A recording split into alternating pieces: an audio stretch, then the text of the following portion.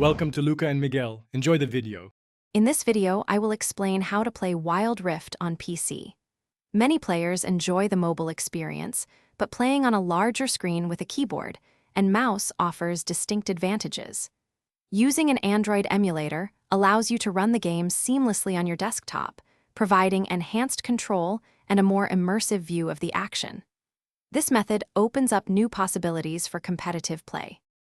Choosing the right emulator is your first step. We recommend BlueStacks for its robust performance and user-friendly interface, but other options like LD Player are also excellent. Visit the official website of your chosen emulator to download the installer. Always ensure you are downloading from a legitimate source to avoid any security risks. The installation process is straightforward, typically taking only a few minutes.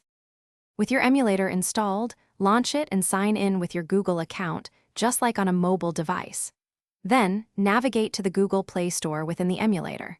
Search for League of Legends, Wild Rift, and click Install. The download size is typically around 2 GB, so ensure you have sufficient storage. After installation, launch the game and complete any in-game updates. To truly excel, optimize your emulator settings. Configure custom keybinds for your abilities and movement, giving you a competitive edge. Adjust the emulator's graphics settings to achieve a smooth 60 frames per second, or even higher if your system allows. Allocate at least 4 GB of RAM and 4 CPU cores to the emulator for the best performance. Fine-tuning these settings will significantly enhance your Wild Rift experience. Thanks for watching and please subscribe. It's the best investment you'll ever make.